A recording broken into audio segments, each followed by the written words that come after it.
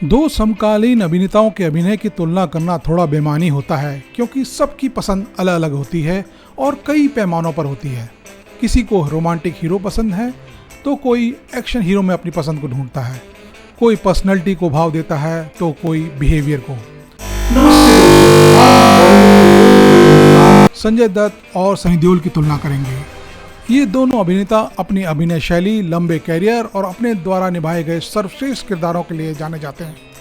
तो आइए जानते हैं कौन है बेहतर और किसने मारी बाजी। आप देख रहे हैं केसी टॉकीज और टक्कर सीरीज में संजय दत्त और सनी देओल की टक्कर। मैंने इन दोनों को उनकी एक्टिंग स्टाइल और उनके द्वारा निभाए गए विविध कैरेक्टर के बेस पर नापा है, और अंत में जैसा कि सत्य है कि फिल्मों की सफलता एक बड़ा पैमाना है एक हीरो की कैरियर की सफलता देखने का, सो मैंने उनकी हिट और फ्लॉप फिल्मों का रेशियो भी दिखाया है। तो देर किस बात की, चलिए शुरू करते हैं। अभिनय शैली। संजय दत्त की अभिनय शैली बहुत ही वर्सेटाइल है। उन्होंने रोमांटिक, एक्शन, कॉमेडी और ड्रामा सभी शैलियों में काम किया। उनके किरदारों में एक गहराई और विविधता देखने को मिलती है जो उन्हें अन्य अभिनेताओं से अलग बनाती है। संजय दत्त का स्क्रीन प्रेजेंस और डायलॉग डिलीवरी हमेशा से ही दर्शकों को मंत्रमुग्ध कर देती है। वहीं सनी देओल की अभिनय शैली मुख्य रूप से एक्शन और इंटेंस ड्रामा पर आधारित है। उनके दमदार डायलॉग और पावरफुल स्क्रीन प्रेजेंस ने उन्हें मैचो मैन की छवि दी है।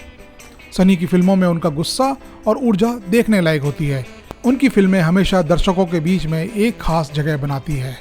जहां संजय दत्त ने विभिन्न शैलियों में काम किया और जिनके कैरेक्टर बहुत ही फेमस हुए, जैसे कॉमेडी में मुन्ना भाई, MBBS और लगे रहो मुन्ना भाई। संजय दत्त ने मुन्ना भाई के कैरेक्टर को ऐसे जिया कि उनके कैरियर का ये बेस्ट कैरेक्टर बनकर रह गया और सालों साल आगे भी जीवित रहेगा। मुन्ना भाई सीरीज ने उनके कैरियर को एक नया मोड़ दिया और ये दिखला दिया कि वो कॉमेडी को कितनी संजीदगी से करते हैं। इस फिल्म से उन्होंने क्रिटिक्स की बोलती भी बंद कर दी कि संजय सिर्फ अंडरवर्ल्ड का या माफिया का रोल कर सकता है। इसके अलावा संजय दत्त ने हसीना मान जाएगी, जोड़ी नंबर 1 में गोविंदा के साथ बहुत धमाल किया। ड्रामा में उनकी मुख्य फिल्में रही वास्तव और खलनायक। वास्तव में उन्होंने एक गैंगस्टर का किरदार निभाया था और उनकी अभिनय क्षमता को आलोचकों ने खूब सराहा। वास्तव के रघु भाई का अपना एक अलग फैन बेस है। संजय दत्त से अच्छा ये रोल शायद कोई नहीं कर पाता। एक्शन में उनकी मुख्य फिल्में हैं अग्निपथ और कांटे। जब संजय दत्त ने अग्निपथ में कांचा चीना का रोल करने का फैसला किया तो मेरे जैसे लोग जिन्होंने ओरिजिनल अग्निपथ में डैनी को देखा था शायद थोड़े नाखुश रहे होंगे, पर संजय दत्त ने कांचा चीना के कैरेक्टर को डैनी द्वारा निभाए गए स्वॉप कैरेक्टर से एकदम डिफरेंट दानव के रूप में पेश किया, जो कि बड़ा दिलचस्प था। संजय दत्त ने रोमांस के रोल जैसे साजन, सड़क, खूबसूरत, दुश्मन, इन सभी फिल्मों में एक अलग व्यक्तित्व दिखाया। अब आते हैं सनी देओल के पास। सनी देओल के फैंस मुख्यतः एक्शन और देशभक्ति की फिल्मों के शौकीन हैं। उनकी फिल्मों में एक्शन सीक्वेंस और दमदार डायलॉग्स ने उन्हें मैचो मैन और देशभक्ति के हीरो के रूप में स्थापित कर दिया था। सनी देओल ने मुख्य रूप से एक्शन और ड्रामा फिल्मों में ही काम किया। एक्शन के रूप में अर्जुन, घायल, घातक, जिद्दी ऐसी फिल्में करी। अगर आप एक्शन विद इमोशन के शौकीन हैं तो घातक का ये सीन आप कभी नहीं भूल सकते। यह प्योर रॉ पावर का एक्शन था और दर्शकों के रोंगटे खड़े करने के लिए काफी था। ड्रामा में दामिनी और गदर उनकी मुख्य फिल्में हैं। गदर में सनी देओल ने जो गदर काटा वो उनके समकालीन एक्टर्स में शायद ही कोई कर पाया है और कोई कर पाएगा। यही रीज़न है कि गदर 2 जब आई तो लोगों ने उससे इमीडिएटली कनेक्ट किया। वहीं दामिनी में उनका गोविंद का कैरेक्टर उनका सबसे टॉप रेटेड कैरेक्टर है और आज भी यह फिल्म एक क्लासिक मानी जाती है। यह अवार्ड विनिंग परफॉर्मेंस शायद उनके कैरियर को डिफाइन भी कर देती है। देशभक्ति की फिल्में जैसे बॉर्डर और इंडियन।